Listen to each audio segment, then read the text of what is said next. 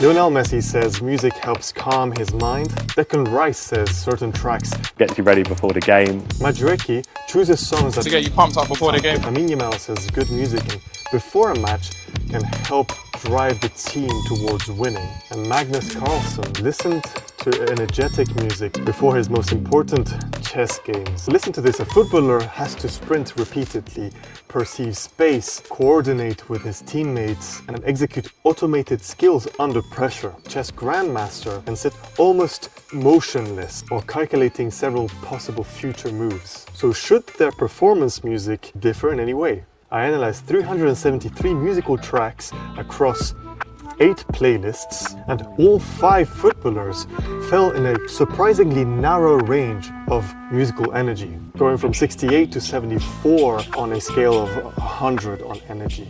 Magnus Carlsen was 72.9 towards the end of the footballer's range, whereas looking at the classic football anthems, the average was much higher at 79.1 on Spotify energy. Now, the playlists were not uniformly happy. They are much more consistently activating in terms of energetically. And the difference between happiness, energy activation, and useful focus becomes much more interesting. This is not really a video about celebrity playlists.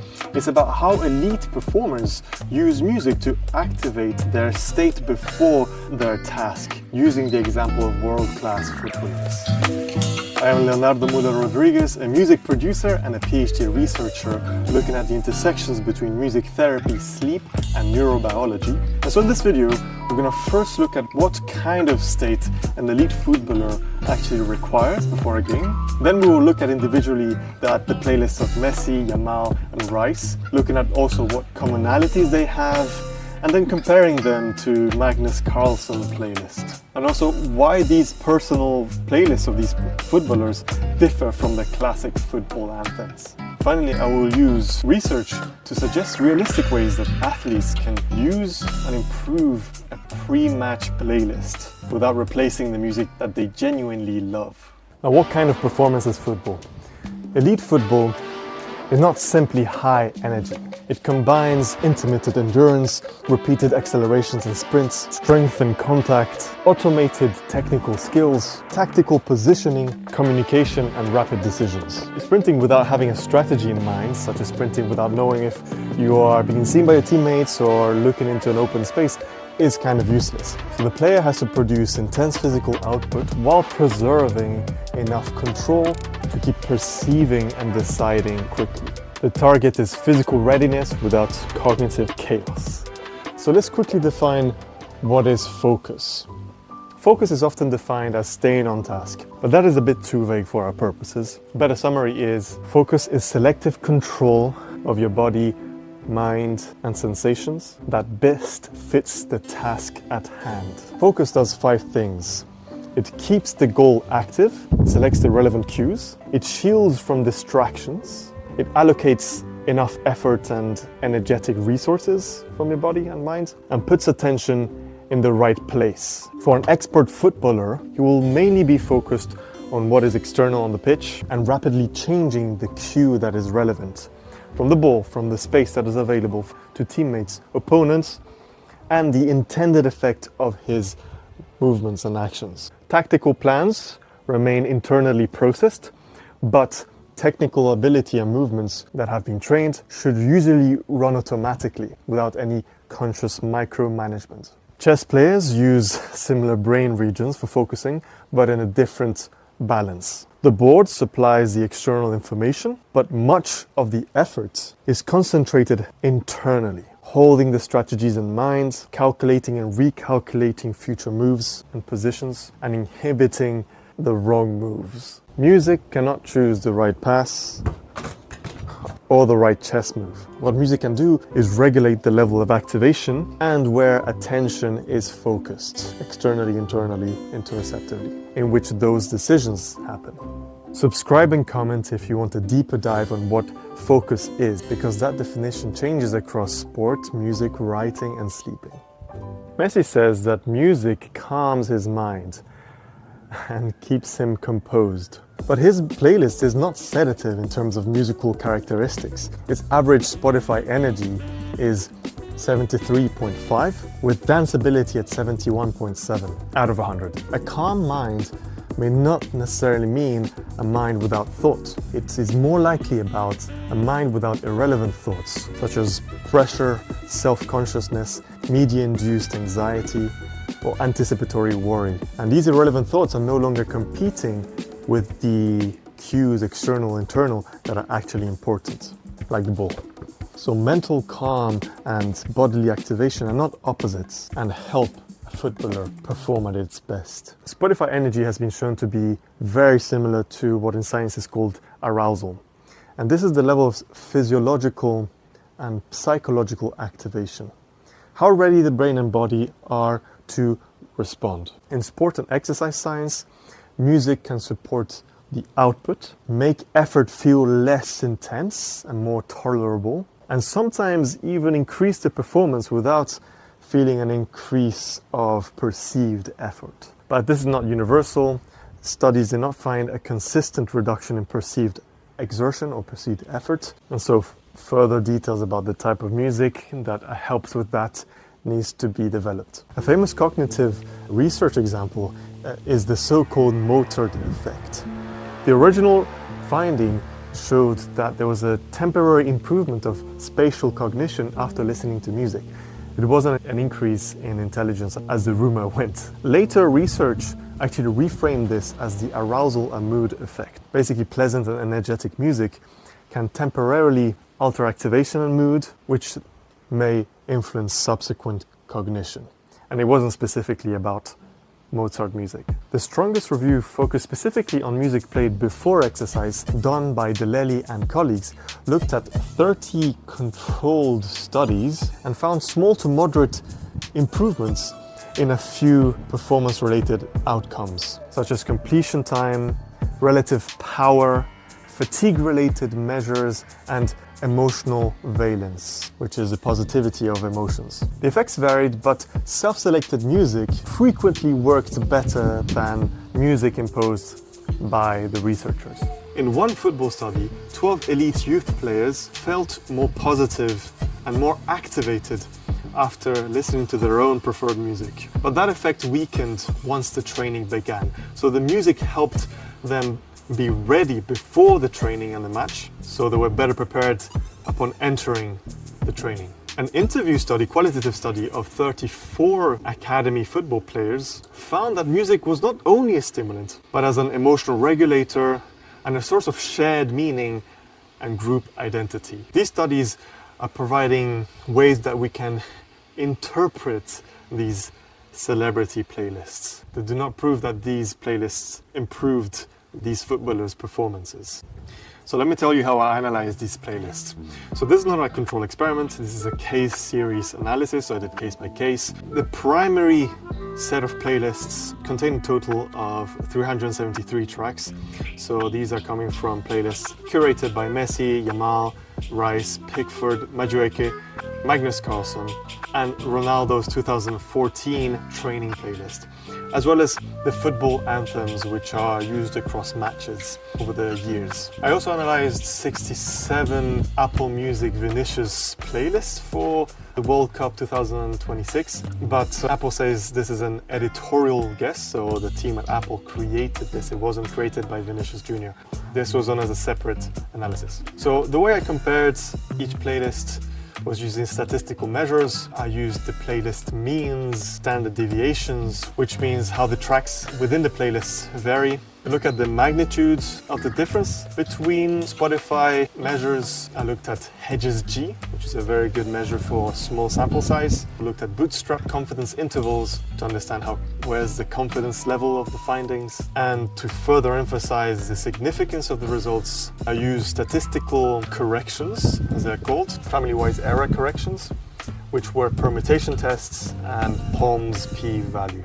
You'll be seeing the results on the screen, but I'll be focusing on what the results actually mean in the interpretation. So I looked at the three most important Spotify measures or Spotify features, and those were energy, danceability and valence. The most trustworthy Spotify measure is energy, and a 2026 validation study found a strong relationship between Spotify's energy and the listener's perceived arousal in the music. Valence showed a moderate relationship with perceived positivity of the musical emotions. Danceability did not reproduce a similarity between subjective perception of how danceable something is, but it remains useful as a rough cue how much we want to move our body to the music, which relates to beat strength, rhythmic regularity. I also looked at explicit content, but it's a censorship label which allows to have a proxy about how aggressive the lyrics are. It's only a supplement to understand the lyrics' impact, not really a measure of aggressivity. Returning to energy, all 5 footballers have a similar level of energy, going from 68.1 to 73.5, and this is the clearest common aspect among the football players' playlist. Danceability was also quite high among all footballers, but valence varied quite a lot.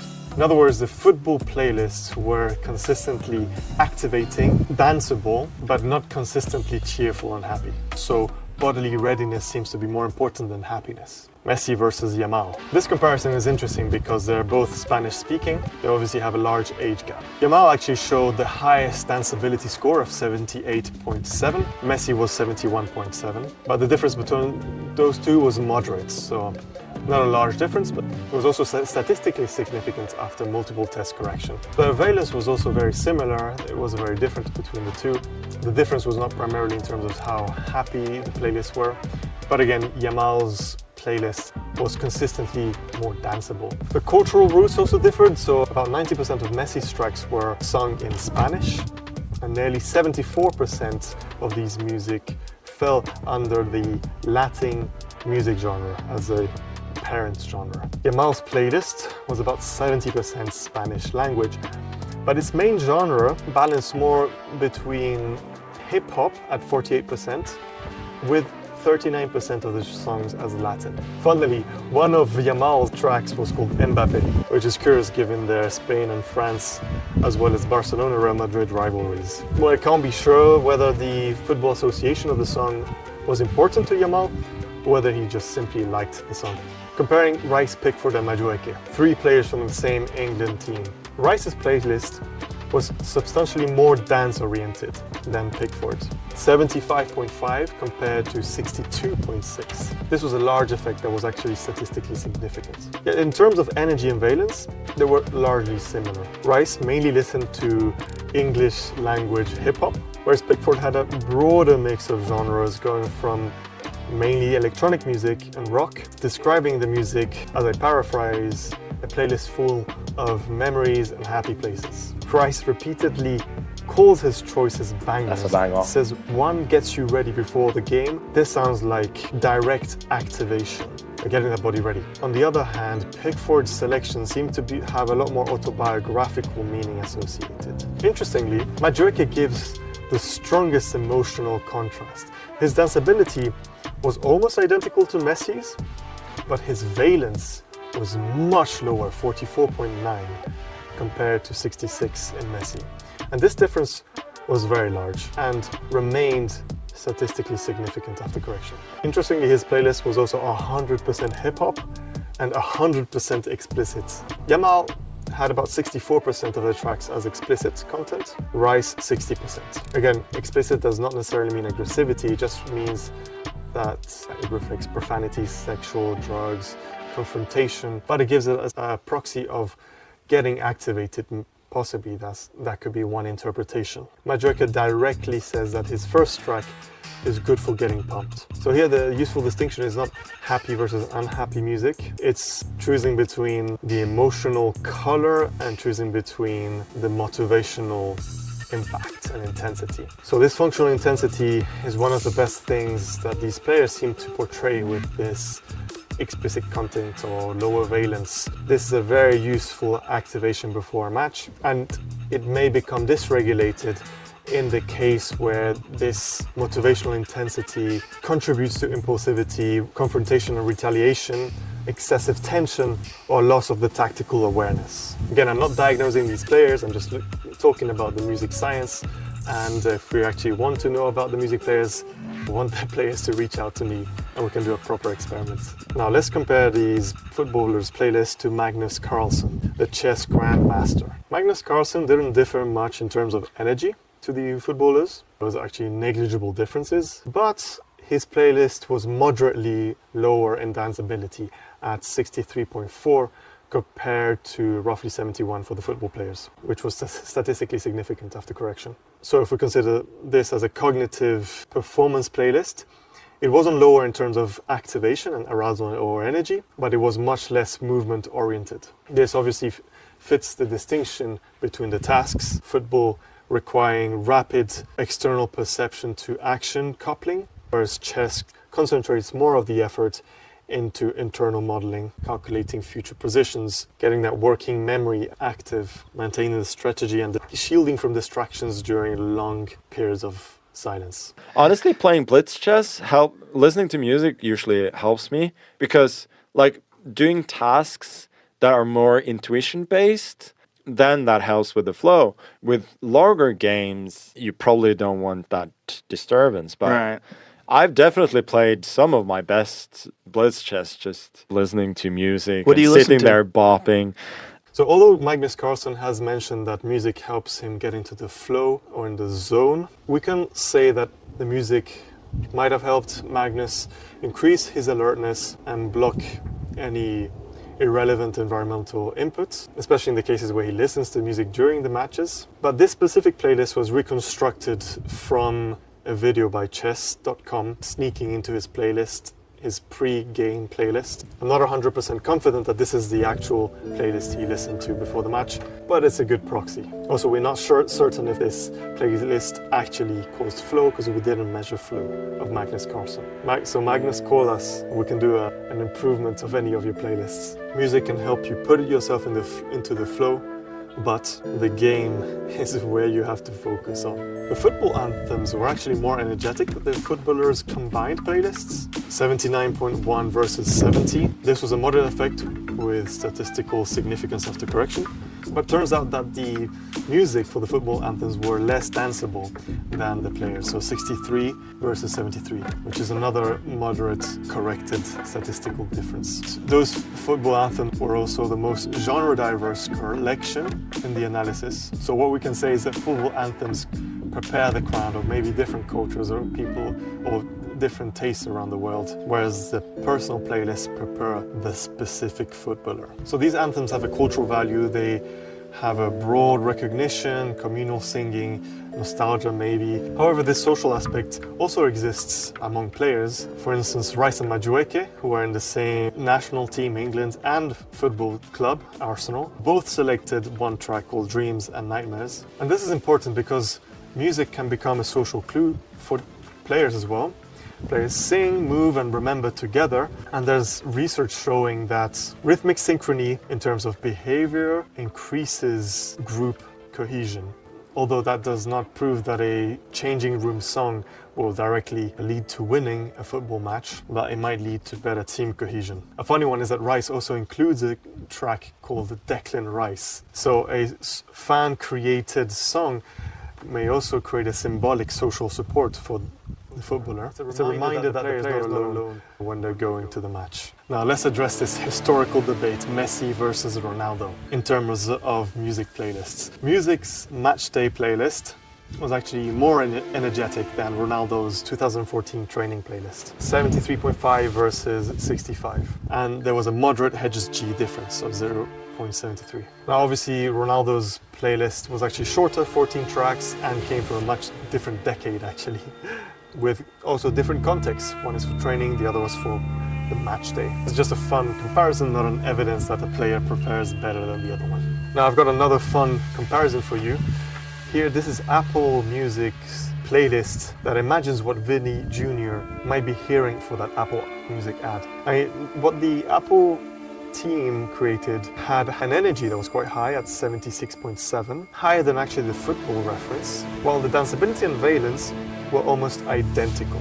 It doesn't tell us anything about Vinícius, but it tells us what an Apple editors imagines what a pro footballer is actually listening to on a match day. So Vinícius, send me your real playlist. How can an athlete improve their playlist before a match? I would not over-intellectualize this or even replace somebody's music with a scientifically approved genre. The realistic process is actually much simpler. What I would do is create a separate pre-match playlist if you haven't done that already, instead of shuffling through all of the songs that you like. This allows you also to separate the favorite music that's outside of football and those that are related to your sport or football. Because not every meaningful track necessarily has a spot or a place in that performance. Now, what I would do with that playlist, pre-match playlist, is that I would test it on training several days before the competition.